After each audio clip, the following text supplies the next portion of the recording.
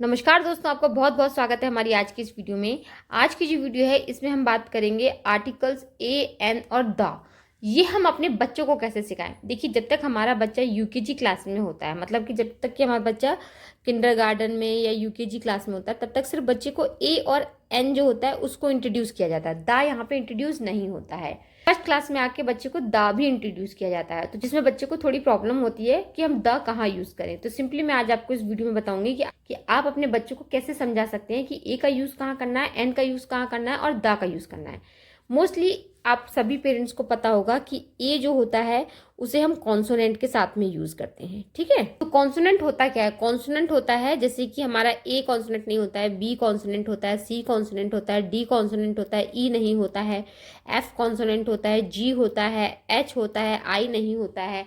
जितने भी हमारे वॉवल्स होते हैं, मतलब कि आई, ओ, यू, ई एंड ए, इन सभी को छोड़ करके जितने भी जो हमारे लेटर्स बचते हैं उन्हें हम कॉन्सोनेंट बोलते हैं। ठीक है, तो जहां पर भी आप स्टार्टिंग में कॉन्सोनेंट देखती हैं उसके आगे हमें ए लगाना होता है। ठीक है, अब इसके अपोजिट ए एन कहाँ लगाना है हमें? तो ए एन हमें कहाँ लगाना होता है? ए, ई, आई, ओ एंड यू, जितने भी वॉवल्स होते हैं उनके आगे हमें एन लगाना होता है। फॉर एग्जाम्पल, जैसे कि आपको मैं बताऊं, तो जैसे कि मान लीजिए अगर यहाँ पे जो है, यहाँ पे कार लिखा हुआ है, ठीक है, तो यहाँ पे क्या आएगा? और यहाँ पे मान लीजिए आउल लिखा हुआ है, तो यहाँ पे क्या आएगा? तो सिंपली आप यहाँ देख सकते हैं, सी है जो कि कॉन्सोनेंट है, तो यहाँ पे ए आएगा। ओ है जो कि वॉवल है, ठीक है, तो यहाँ पे ए एन आएगा। ठीक है, ये तो हो गई हमारी ए और एन की बात। अब हम बात कर लेते हैं कि द, जो द होता है उसका यूज हमें कहाँ करना होता है।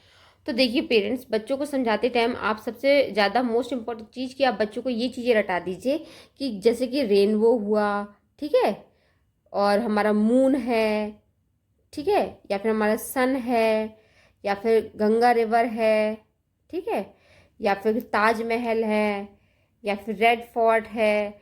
ठीक है, तो ये सारी चीज़ें जो भी आती हैं, या फिर कोई एक ऐसी यूनिक चीज़ जो कि पूरे वर्ल्ड में एक ही है, तो हम उसके दा का यूज़ करते हैं। ये चीज़ आप अपने बच्चों को समझा दीजिए कि हमेशा ये सारी चीज़ें जब भी आती हैं तो दा का यूज़ करते हैं। और इसके अलावा एक से ज़्यादा चीज़ होती है तो उसके लिए भी हम दा का यूज़ करते हैं, और इन सारी चीज़ों के लिए भी हम दा का यूज़ करते हैं। ठीक है, द एक से ज़्यादा जैसे कि क्या होता है, जैसे कि यहाँ पे मान लीजिए कार था, अब यहीं पे मैं फिर से अगेन लिखती हूँ कार्स, तो अब यहाँ पे एस आ गया है, बहुत सारी कार्स हो गई हैं, तो हम यहाँ पे ए का यूज़ नहीं करेंगे बल्कि हम यहाँ पे द का यूज़ करेंगे। इस चीज़ का डिफरेंस आपको बच्चों को बताना है फर्स्ट क्लास में जाकर के। अगर हमारी एक ही कार है और आगे कॉन्सोनेंट है तो हम ए का यूज़ करेंगे। अगर हमारी जो है कार्स बहुत सारी हैं और कॉन्सोनेंट भी है तो हम द का यूज़ करेंगे। इस चीज़ का जो है आपको बच्चों को बताना है। ओके, इसके अलावा जैसे कि मान लीजिए कोई नाम रिपीट होता है, नाम जैसे कि क्या, जैसे कि मान लीजिए एक सेंटेंस लिखा है आई सी अ काउ, ठीक है, ये लिखा हुआ है, फिर अगेन आ गया क्या, नेक्स्ट नेक्स्ट वर्ड ऐसी कि आगे आ गया dash cow likes to eat hay. Okay, तो अब यहाँ पे हमने काव एक बार तो हमारा आ गया है, उसके बाद हमारा फुल स्टॉप के बाद अगेन काव आया है। तो जब कोई भी नाम अगेन रिपीट होता है तो हम उसके आगे द का यूज करते हैं, और अगर फुल स्टॉप है तो हम कैपिटल टी का यूज करेंगे। ये चीज का बताइएगा, जब भी कोई नाम रिपीट होता है तो हम द का यूज करते हैं, या फिर वन से ज्यादा चीजें होती हैं, मतलब वन से मोर होती हैं, मैनी होती हैं, वन टू मैनी होती हैं, तो हम द का यूज करते हैं।